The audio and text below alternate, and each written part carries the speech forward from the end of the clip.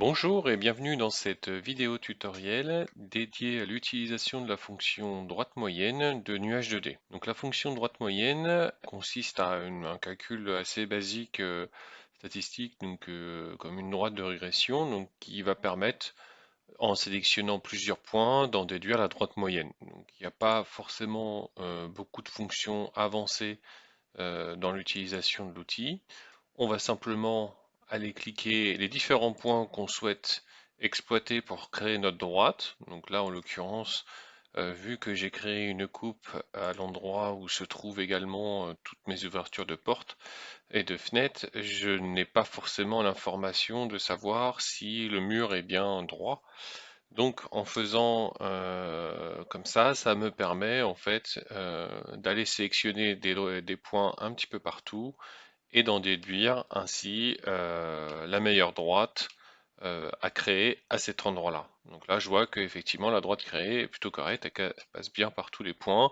Alors, bien sûr, à relativiser en fonction des revêtements, mais globalement, la droite correspond à ce que j'ai besoin, et au lieu de l'avoir fait en 2 points, bah, j'ai sélectionné 4-5 points, ce qui permet d'être un petit peu plus sûr de ce que je produis comme droite. Alors bien sûr, sur d'autres pans de mur comme celui-ci par exemple, je ne vais pas avoir une grande utilité, mais je peux tout de même effectivement au moins contrôler en mettant par exemple un point au milieu pour m'assurer que je vais bien prendre la droite qu'il faut.